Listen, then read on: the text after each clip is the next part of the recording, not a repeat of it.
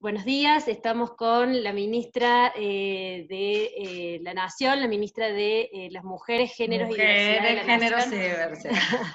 Elizabeth, Nombre largo. es muy largo. Elizabeth Gómez Alcorta. ¿Cómo te va, Elizabeth? Hola Virginia, ¿cómo andás? Bien, bueno, Muy bien, por muchas suerte. gracias por aceptar la entrevista. Vamos a tratar de hacer, bueno, un repaso sobre algunos puntos de este nuevo ministerio que comenzó en el 10 de diciembre, ¿no es cierto?, del año pasado. Así que, bueno, como primera pregunta quería saber cómo ves estos 6 meses, digamos, de inicio del ministerio, que también estuvo atravesado por una pandemia y por todo lo que eso trajo, ¿no es cierto? Bueno, un desafío enorme, construir, digamos, poner en marcha un ministerio, porque como digo yo, no se crea solamente con el decreto que así lo dice el 10 de diciembre, sino realmente implicó un desafío y sigue implicando, pero estamos ya en otro momento, enorme digamos, de pensar la estructura, el proyecto, armar los equipos, crear los programas, con toda la cuestión además, por otro lado, burocrática, y en el contexto de empezar a rodar a los 3 meses exactos la pandemia. Así que el desafío fue muy, muy grande, estamos contentas porque a pesar de esos obstáculos, estamos ya sintiendo que tenemos construido el ministerio y eso nos está pudiendo permitir poder avanzar, digo, porque en paralelo de que estábamos construyendo el barco teníamos que navegar y nos agarró encima una tormenta. Así que, bien, creo que con la presentación del Plan Nacional de Acción contra las Violencias, que lo presentamos hace un mes exacto, de algún modo pudimos cerrar esta primera etapa más de construcción y de trabajo hacia adentro para poder empezar a trabajar más fuertemente, digo, en términos de las políticas públicas. Bien, con respecto justamente al plan contra las violencias, creo que responde un poco a uno de los principales reclamos de la agenda feminista, que era mayor presupuesto para trabajar en estas políticas. ¿Podés recordarnos de cuánto era ese presupuesto y también cómo se va a trabajar con las provincias para implementar esas acciones? Sí, el presupuesto es 18.000 millones de pesos, es efectivamente un presupuesto sustantivo, ambicioso. La principal, de hecho, el plan no solamente tiene cuál es el presupuesto, sino cómo está dividido de acuerdo a los ejes de las políticas públicas, es decir, prevención, asistencia, protección, fortalecimiento, acceso a la justicia, y está, por lo menos para estos primeros 2 años, pensado que la mayor cantidad digamos, de recursos van a estar destinados a la asistencia en términos del programa Acompañar, que es un programa que tiene que salir por decreto, está próximo a que salga, que es de transferencia de dinero a las personas que se encuentran en una situación de riesgo frente a una situación de violencia por motivos de género. Entonces, que también, como vos decís, era parte programa en particular, era una de las demandas históricas también del movimiento de mujeres respecto a la ausencia de políticas públicas que acompañen para ese tránsito de salida de las situaciones de violencia a las personas que sabemos que es muy difícil porque además tienen una enorme dependencia económica con los agresores, o una importante dependencia económica. Después hay distintos tipos de programas, entonces hay algunos programas que están vinculados como estos, por ejemplo, a llegar específicamente a la persona que está en situación de violencia, eso se van a trabajar nosotros vía ANSES y con convenios con las provincias y con los municipios para que puedan hacer el ingreso a ese programa por tanto vía secretarías o Ministerio de las Mujeres provinciales como municipales. Después hay algunas políticas o programas que están destinados directamente a fortalecer las áreas de género provinciales o municipales, otras que están destinados a mejorar, digamos, mejoramientos más de tipo edilicio de hogares o refugios municipales o provinciales, y otros vinculados directamente a la sociedad civil, como por ejemplo escuelas populares, el programa articular, que es la posibilidad de transferencia técnica y financiera o proyectos vinculados a educación popular, o vinculados obviamente a género, o proyectos de la sociedad civil. Entonces, el abanico de programas que están de los que estamos lanzando en este momento son muy diversos. Entonces, la llegada a las provincias o a los municipios también depende de cada uno de estos programas, ¿no? Bien, dentro del plan, bueno, y de lo que comentabas recién, estaba previsto la creación de centros territoriales para la atención. En Córdoba tenemos algunos, pocos otros que se están desarrollando, que aún no se terminan las obras que estaban, digamos, previstas. ¿Ya hay algo pensado para estos casos particulares de, como Córdoba, de desarrollar centros en el interior? ¿O cómo sería, ustedes determinarían dónde estarían o pasa a la provincia y la provincia ejecuta? ¿Cómo es eso? A ver, la idea de la creación de por lo menos un centro integral, pensamos 12 para los primeros 2 años, para eventualmente pensar tener 24 a lo largo de la gestión, de la gestión de 4 años, es trabajar en cada uno por provincia. En cada provincia variará según si hay, y por eso nosotros pusimos crear o refuncionalizar, porque muchas veces el Estado Nacional tiene edificios o terrenos en las provincias, entonces en donde hay será refuncionalizar esos edificios para aprovechar ni más ni menos los recursos que tiene el Estado. En algunos otros lugares se hará en base a terrenos que tenga la provincia, en algún otro lugar donde haya, en la ciudad de la capital, donde haya un terreno. Entonces, de hecho, los centros territoriales tienen como función pensar un espacio en donde puedan confluir las políticas nacionales, provinciales y municipales, y digamos, la idea no es que haya competencia de esas políticas, sino al revés. En materia de género son tan escasos los recursos que en general hay en los distintos estados nacionales o subnacionales, que lo que pensamos es que lo mejor siempre es que se complementen. Entonces, variarán en cada uno, y por eso nosotros llamamos de gestión flexible. Esa idea de la gestión flexible es que va a depender, no tenemos un programado de un modo exclusivo, porque cada provincia, cada realidad, dependerá si tenemos o no tenemos terrenos, que es lo que estamos haciendo en este momento, evaluando respecto de las capacidades edilicias y terrenos que hay en todo el país del Estado Nacional. Eso lo estamos haciendo con la AVE, que es la Agencia de Administración de Bienes del Estado, que es quien tiene el relevamiento, y estamos en esa etapa en este momento. Bien, perfecto.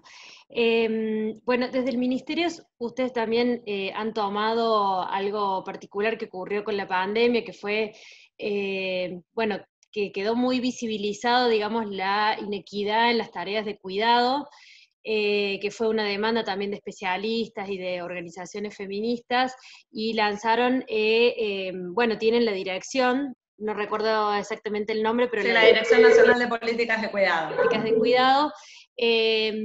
¿Qué planes establece puntualmente para tratar una temática que parece muy arraigada culturalmente y donde hay que hasta meterse en cada hogar a veces? ¿Cómo se trabaja desde el Estado para lograr equidad en ese sentido?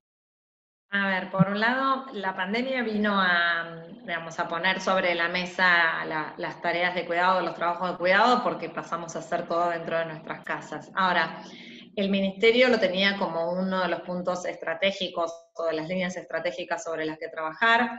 No solamente habíamos conformado en el mes de febrero la primera mesa interministerial de políticas de cuidado, en donde intervienen 6 ministerios y 5 agencias estatales, digamos, PAMI, ANSES, ANDIS, AFIP, etcétera. Digo, sino que además en la presentación de esa mesa estuvieron las máximas autoridades de cada uno de los ministerios. No estuvo Martín Guzmán, que estuvo el viceministro porque estaba en el exterior. Quiere decir que para nosotros eso es estratégico, y además ya desde el mes de febrero empezamos a trabajar junto con la CEPAL, con el acompañamiento de la CEPAL en la creación de un mapa nacional de cuidados, para poder relevar qué hay en términos de servicios de cuidado, tanto estatales, comunitarios y privados, una tarea que es enorme, que es titánica, que entendemos que es fundamental, aunque lleve tiempo poder hacerla, para poder ver a partir de ese mapa dónde y cómo hay que trabajar donde hay ausencia de esos servicios, que eso implica necesariamente que recae en la familia, y cuando recae en la familia recaen en las mujeres. Lo que estamos haciendo con esa mesa, de hecho sacamos el primer documento conjunto, que es algo absolutamente inusual, la semana pasada, si no me equivoco, y lo primero que hacemos es poner el tema en la agenda del Estado Nacional. Y esto implica el compromiso, entender que es un compromiso que no depende solamente de nuestro ministerio, sino que somos 11 las agencias que lo estamos llevando adelante. Es entender que hay que trabajar, por un lado, como vos decís, en términos de políticas culturales, para transformar esos estereotipos, y estaremos lanzando en breve alguna campaña nacional o federal en ese sentido. Por otro lado, hay que trabajar en pensar una hoja de ruta para modificar algunas cuestiones que son de infraestructuras, que faltan. Por otro lado, reformas normativas que son esenciales. Pensar, digamos, hay que trabajar muy fuertemente en poner en valor lo que ya existe y colocarle o ponerle perspectiva de género a muchas de las políticas que existen. Así que el trabajo que tenemos, que para nosotras a 7 meses estamos realmente muy contentas, es que el Estado tome el tema como agenda propia, algo que no había sucedido hasta este momento.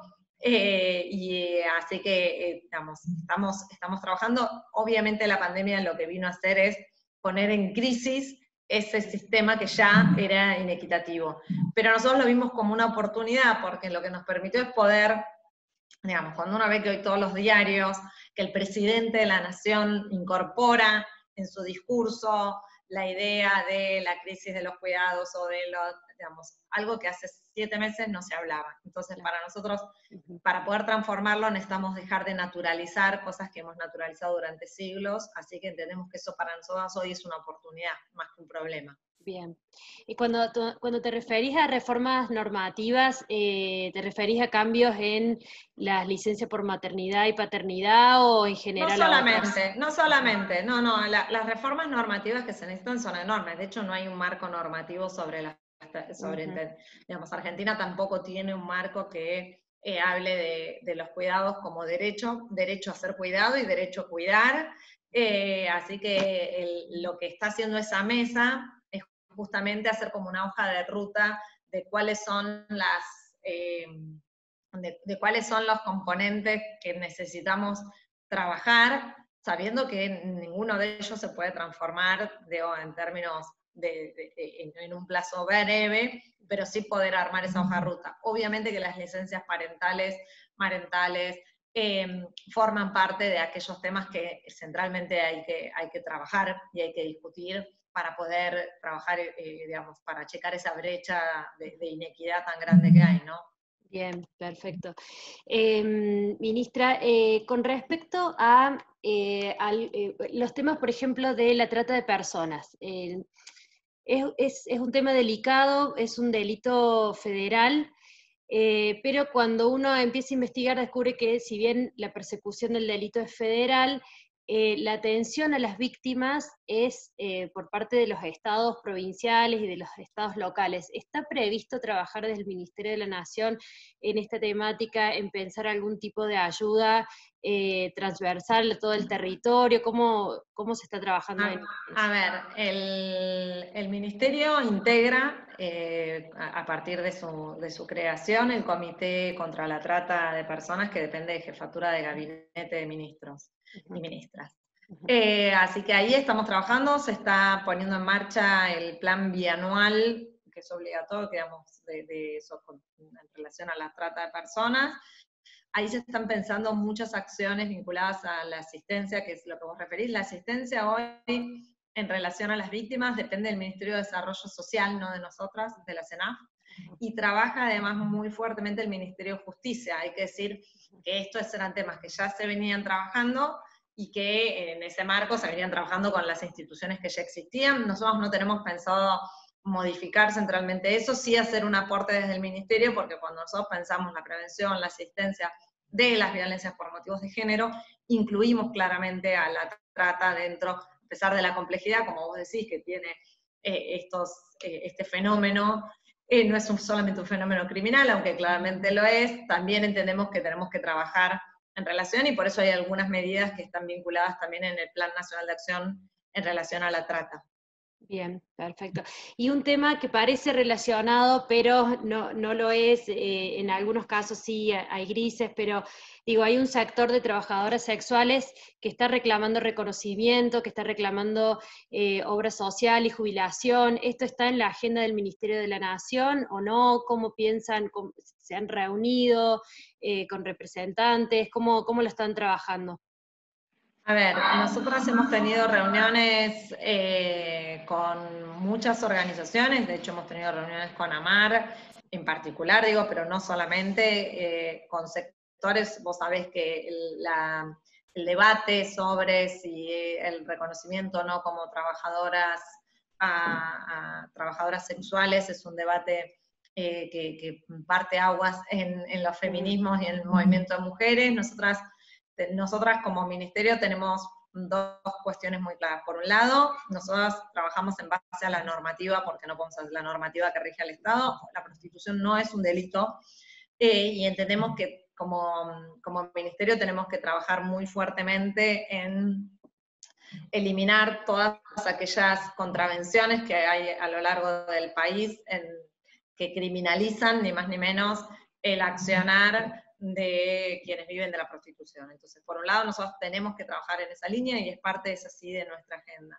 Por otro lado, también sabemos que la gran mayoría de aquellas mujeres cis o trans que viven de la prostitución también están atravesadas por enormes vulnerabilidades, así que para nosotros es parte de nuestra agenda, sin lugar a dudas, la agenda de la inclusión de derechos o el acceso a derechos.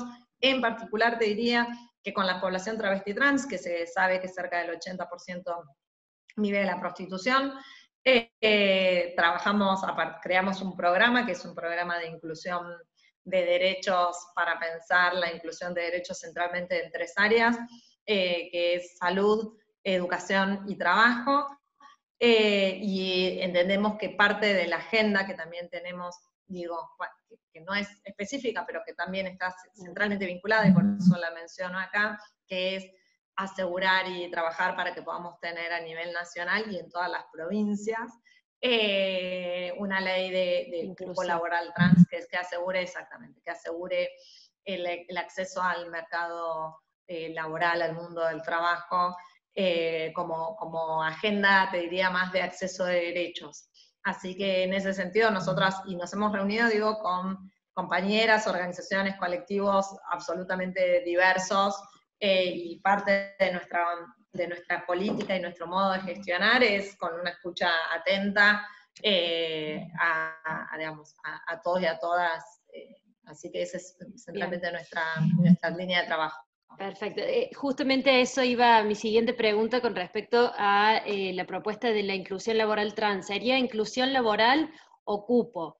Y también quería preguntarte cuáles son los principales obstáculos que ustedes creen que tendrían que hacer frente para una correcta implementación, porque hay provincias o municipios que lo tienen aprobado pero no lo pueden implementar. Entonces quería preguntarte esas dos cosas, si hablan de cupo o inclusión y qué obstáculos prevén sobreponerse. No, nosotros hablamos de inclusión en el mundo del trabajo, y de hecho el programa que nosotros ya creamos, que está publicado en el boletín oficial, habla de inclusión. Ahora, cuando uno lo piensa como herramienta legislativa, la herramienta legislativa es el cupo, digamos, porque es una herramienta que lo que te da es un porcentaje de la cantidad de personal de la administración pública o de los poderes del Estado.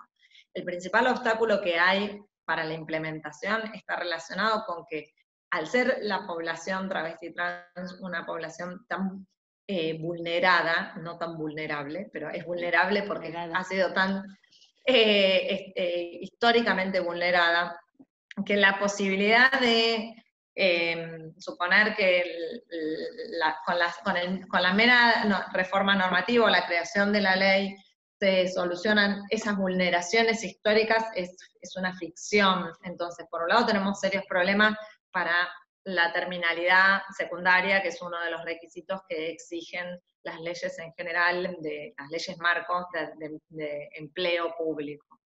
Por otro lado, el otro déficit grande que hay, que tiene que ver la carencia de antecedentes penales ¿Por qué? Porque esta persecución, y por eso yo también voy a esas contravenciones que criminalizan, generan antecedentes penales, que también es uno de los grandes obstáculos que hay para el ingreso al empleo público. Entonces, lo que uno tiene que pensar es que hay que trabajar no solamente con la idea de que con la ley se puede solucionar, sino hay que trabajar con programas que estén a cargo de alguna de las áreas, en este caso para nosotras del Ministerio de las Mujeres, pero en cada una de las provincias, en cada uno de los ámbitos, que trabaje para, por ejemplo, la inclusión en el Estado, en el empleo público, aún sin contar con los requisitos, por ejemplo, de terminalidad secundaria, y trabajar en paralelo para poder que puedan concluir, por ejemplo, nosotros tenemos con el Ministerio de Educación becas de terminalidad secundaria. Entonces, si hay que trabajar de manera integral esa inclusión al mundo del trabajo, porque no se trata de digamos, no se encuentran excluidas del mundo del trabajo porque sí, se encuentran excluidas del mundo del trabajo porque han estado excluidas del sistema educativo y han estado excluidas de etcétera, etcétera.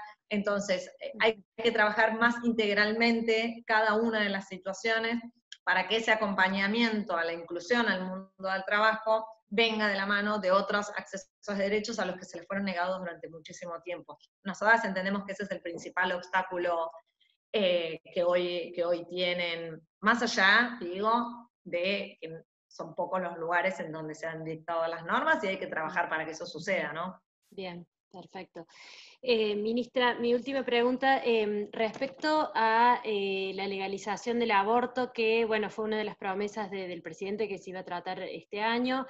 Desde un comienzo en el ministerio ustedes tuvieron una posición clara, digamos, desde la primera foto, todas se mostraban con el pañuelo verde, hay muchas también referentes de lucha en la temática dentro del ministerio, pero no ocurre lo mismo en algunas provincias. En Córdoba no ha habido un posicionamiento claro en ese sentido, ni del ministerio, ni de las áreas referidas a género. Quería preguntarles cómo trabajan eso ustedes con las provincias, pensando en una futura posible aprobación de la ley. Bueno, cómo trabajan la temática y el posicionamiento, si se habla, cómo se articula. A ver, el gobierno nacional, como vos bien decís, es increíble suponer que iba a llegar un día que se diga que el presidente prometió, digamos, fue uno de los ejes de su campaña política, digamos, digo, algo que no había sucedido en la historia de la Argentina, ¿no? Digamos, de alguien que tuviese chances de ganar, digamos, ¿no? Le digo porque hay que reconocer que la izquierda históricamente lo sostuvo en todos sus programas, digamos, pero lo cierto es que fue uno de los ejes de la campaña, una vez que asumió el presidente lo reiteró y el 1 de marzo lo anunció.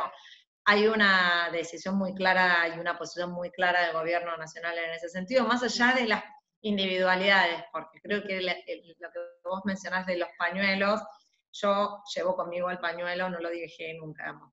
Por lo menos hace 3, 4 años, siempre, salvo el sábado a la noche, mucho antes de ser ministra. Si yo el día que asumo como ministra lo dejo de usar, sería algo bastante poco creíble, digamos, quién soy yo. Sin embargo, nosotras no hay ni una imposición de ideas ni nada por el estilo, pero esto cuando se trate en el Congreso lo resolverán ni más ni menos el Congreso de la Nación si la ley se sanciona o no se sanciona.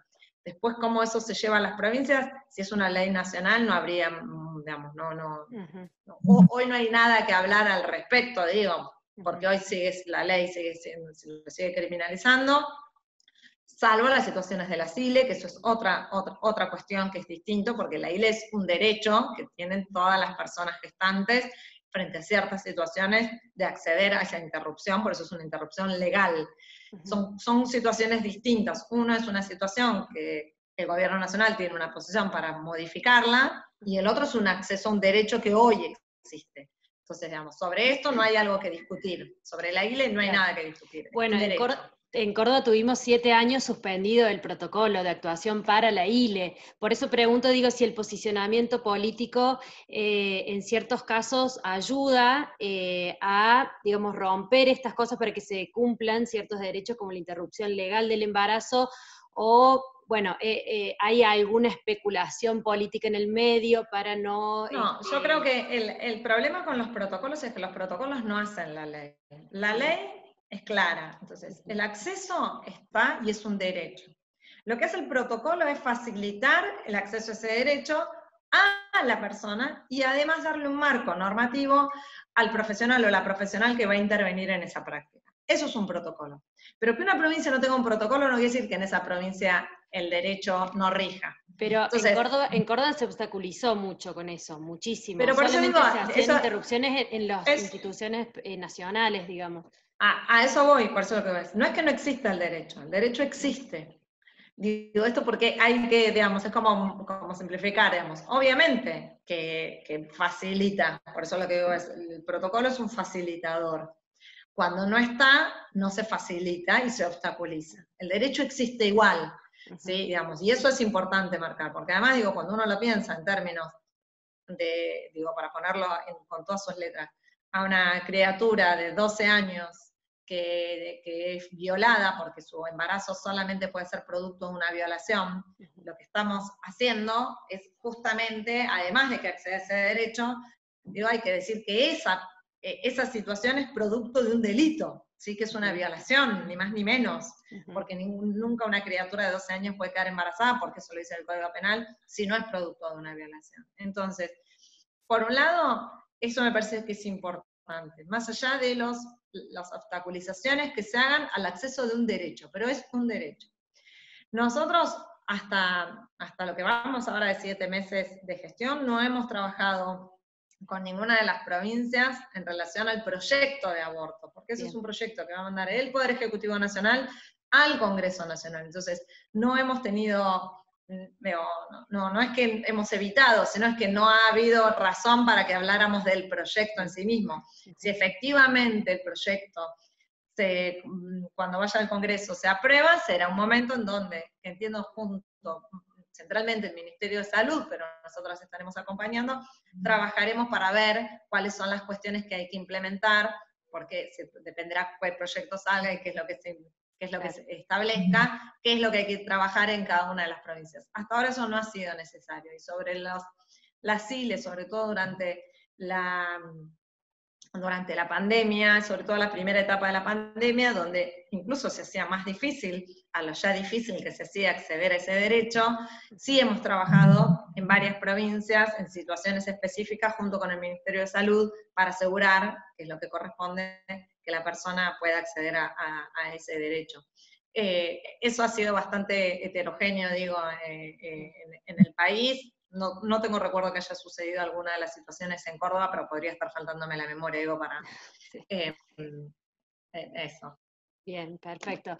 Bueno, ministra, ¿algo más que quieras agregar que te parezca importante en cuanto a los ejes de acción? Sé que hay muchísimas cosas, pero digo, Sí. algo que quieras resaltar en particular.